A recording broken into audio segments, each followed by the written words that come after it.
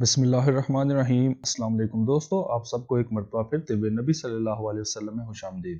Video शुरू करने से पहले आप सबसे गुजारिश है कि अगर आपने हमारा चैनल सब्सक्राइब नहीं किया तो काइंडली सब्सक्राइब कर लें। दोस्तों, अक्सर लोगों को ये शिकायत रहती है कि उनको भूख नहीं लगती, तो आज हमारा टॉपिक भी कुछ इसी बारे में है। हर इंसान को भूख लगती है। पहला खाना जब हजम हो जाता है तो उसके बाद खून में ग्लूकोज की कमी पैदा होने लगती है। भूख का अमल तंदुरुस्त अफराद में मुतअद्दिद अमूर से वाबस्ता है। पेट में पैदा होने वाले हंगर जूसेस से लेकर जहन के नफसियाती अवामल तक हर चीज भूख को बढ़ाने या इसको कम करने का बास होती है। मुहावरों में खूबसूरत चीजों को देखकर भूख उड़ जाती है, जबकि हकीकत में वह जायका खाना भूख उड़ाने का बास होता है। खाने से पहले मीठी चीजें, तली हुई चीजें, मिठाई, चाय, आइसक्रीम और शरबत भूख को कम करते हैं। दो खानों के दरमियान नशास्तादार गजाएं जैसे कि केक, बिस्किट, खीर, फिरनी, पेस्ट्री या क्रीम से बने हुए बिस्किट वगैरह भूख उड़ाने या कम करने का बास होते हैं।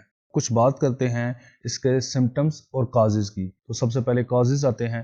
तो इसके सबसे पहले सबब जो है वो है मैदे की बीमारियां, यानी कि एसिडिटी की कमी, मैदे का कैंसर, मैदे की सोजिश और खून की कमी भूख कम करने का बास हो सकता है।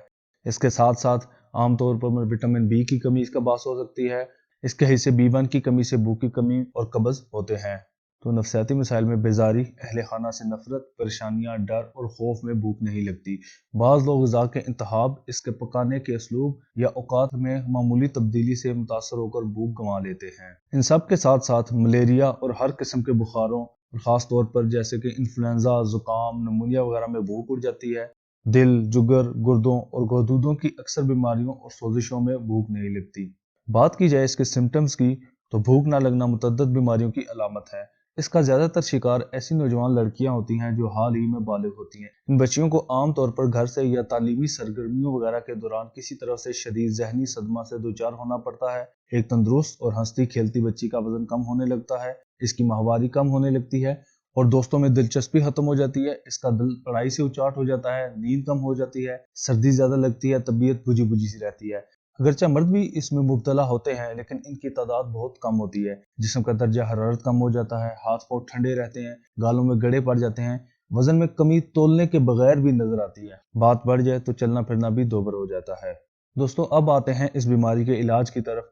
तो हजूर नबी पाक सल्लल्लाहु अलैहि वसल्लम ने भूख की कमी का मसला हल करने में इसे हर तरफ से सुलझाया है। सबसे पहले आप सल्लल्लाहु अलैहि वसल्लम ने ग़िज़ा के दो अहम औकात मुतय्यन फरमाए हैं। पहला, नाश्ता सुबह जल्दी किया जाए और दूसरा, रात का खाना भी जल्द और जरूर खाया जाए और उसके बाद चहलकदमी की जाए। भूख की कमी के नफसियाती असबाब को तवज्जो में रखते हुए खाना इत्मीनान से खाने की आप सल्लल्लाहु अलैहि वसल्लम ने यहाँ तक तलकीन फरमाई कि दस्तरखान लग गया हो और वहीं नमाज का वक्त भी हो तो नमाज छोड़कर खाना इत्मीनान और तसल्ली से खाया जाए।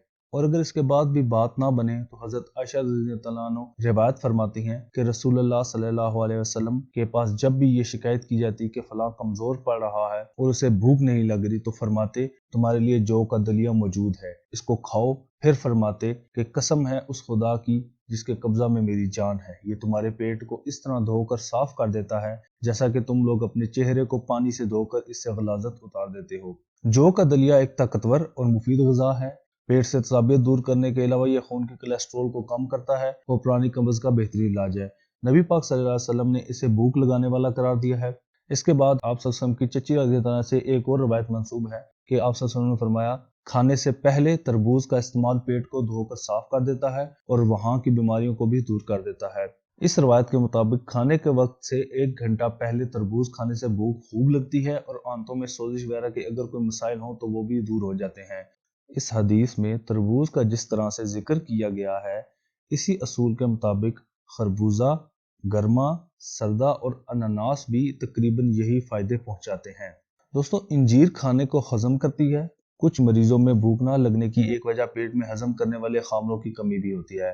चूंकि दोपहर का खाया हुआ खाना ही शाम तक पेट में बोझ बना लगता है, इसीलिए अगले खाने पर तबीयत तैयार नहीं होती। खाने के बाद अगर 3 दाने खुश्क इंजीर खा लिए जाएं तो आइंदा की भूख का माकूल बंदोबस्त हो जाएगा। इसके साथ साथ नबी पाक सल्लल्लाहु अलैहि वसल्लम ने संतरे की तारीफ भी फरमाई है।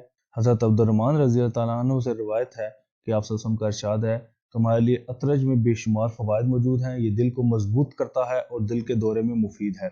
दोस्तों, मीठे संतरे का जूस इतना मुफीद नहीं जितना इसको गोदे समेत खाना है।